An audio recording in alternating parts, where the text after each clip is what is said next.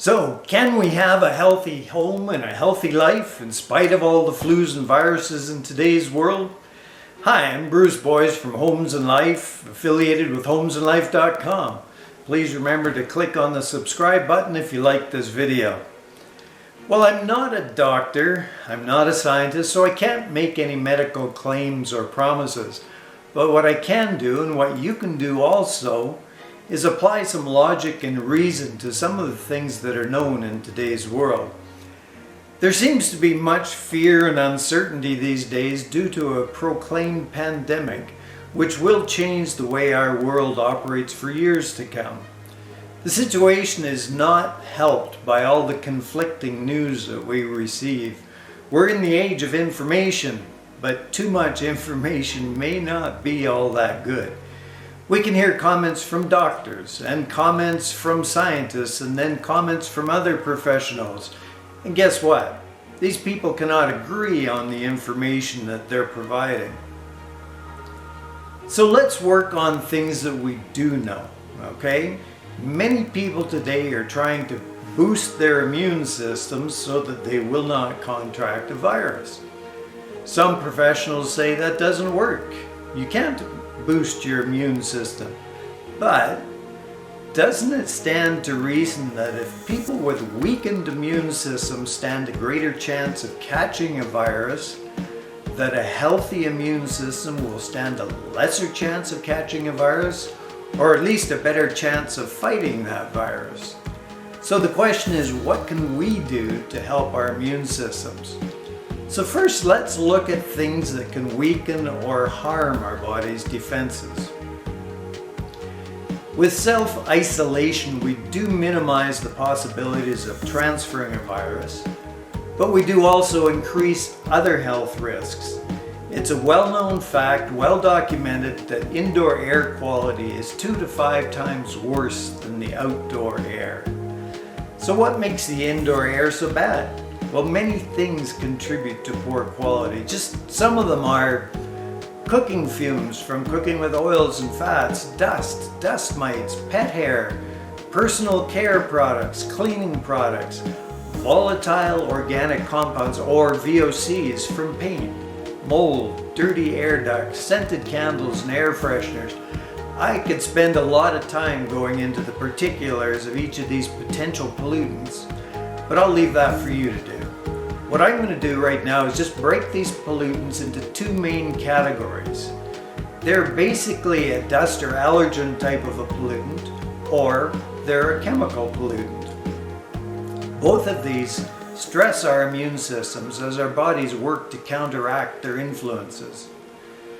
The dust or allergen pollutant is often a particulate presence. That's something floating in the air that's ingested or breathed into our bodies. As such, there are actions that we can take to help alleviate these problems. Simple solutions like having your furnace vents cleaned, using an air purifier or filter, and opening the windows to get an exchange of air coming into the house. These will all help. And newer homes may have an air-to-air heat exchanger, which also introduces fresh air into the home. An issue like mold, however, will probably require some remediation work. In some cases, there's a belief that certain plants will help filter the air. Whether plants filter impurities or not, they still help, as they do give off more oxygen than CO2 into the house. So as you can see, the dust or allergen pollutants can be reduced fairly easily. The other type of indoor air pollutant is potentially more serious. A quick survey of a home will usually discover dozens of sources of chemical pollutants. The lists include personal care items, air fresheners, and the easiest to pinpoint, ironically, are cleaning products. These pollutants can have numerous physiological effects, further weakening our immune systems. Recently released results from a study that took place over the span of 20 years indicate that, especially for women, cleaning your home with name brand cleaners once a week affects your lungs as much as smoking a package of cigarettes every day for 20 years.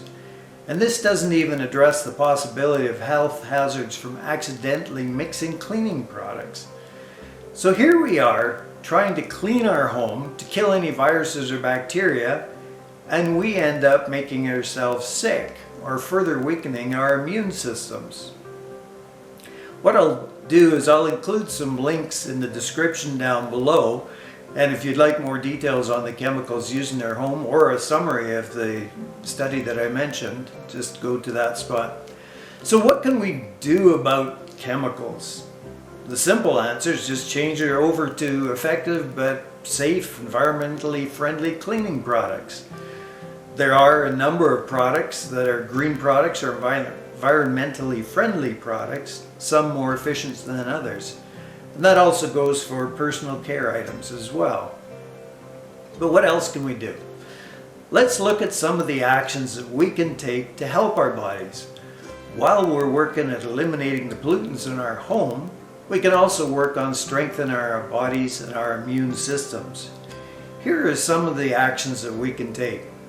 Exercise. If at all possible, take advantage of the fresh air outside. We can use the outdoor gym sets that are available in many cities, or we can go for a brisk walk, a jog, or ride our bikes. All of these physical activities are good for us and help us in many ways, including lowering our stress levels. Another thing is diet. Let's give our bodies a chance by not overloading our systems on junk food and sugars. Try to eat a healthy diet with fresh foods and fruits. I know that junk food tastes good, but your body will thank you for eating a healthy diet. And probiotics such as yogurt, kefir, sauerkraut, and probiotic supplements have also been proven to help our immune systems. And while you're at it, pretty much all the medical professionals agree that you need to keep your body hydrated properly by drinking lots of water. Another area is sleep. For some night owls, this can be a big issue. Studies have also shown that an irregular sleep pattern or a pattern of staying up very late affects our bodies in a negative way. We're better off to have a regular bedtime, try to get 8 to 10 hours of sleep if possible, and while we're sleeping, our immune system works on renewing itself. Another thing we can do is reduce stress. Stress can be a killer in many ways, including weakening the immune system, and it can give you headaches. It can affect depression. It can give you an increased risk of heart attack. Some people suggest that relaxing, meditation, listening to music can all help bring the stress levels down. Sometimes it takes a deliberate effort on our part to identify the areas of stress in our lives and try to reduce those stresses. Another thing we can do is supplements. Although not everybody agrees with supplementing your diet with vitamins and minerals, the benefits are becoming recognized more and more. Our soil is getting depleted of some of the nutrients that we require for a healthy body, so supplementation is becoming more essential. For example, many studies have shown the benefits of vitamin D3, and likewise there's numerous studies showing the benefits of vitamin C. This is a topic all of its own, and I'm not going to go into that here. But if you can potentially strengthen your immune system through vitamin and mineral supplementation, why not add that to your regimen as well? Again, I can give you further information through the links in the description down below. So these have been a few thoughts to help while we've all been focusing on having a healthy home and a healthy life. And I do suggest that you do some of your own research, but find a number of articles and studies on these subjects and make your own decisions. I have my opinions based on my years of gathering information and personal experiences. So let's be proactive in becoming and staying healthy by taking steps to build and help our immune systems. And let's don't get stressed, because that would be not good. Well, thank you for watching, and remember to click the subscribe button below if you enjoyed this video. There are lots more videos to come. Remember, life is an adventure. I'll talk to you again soon.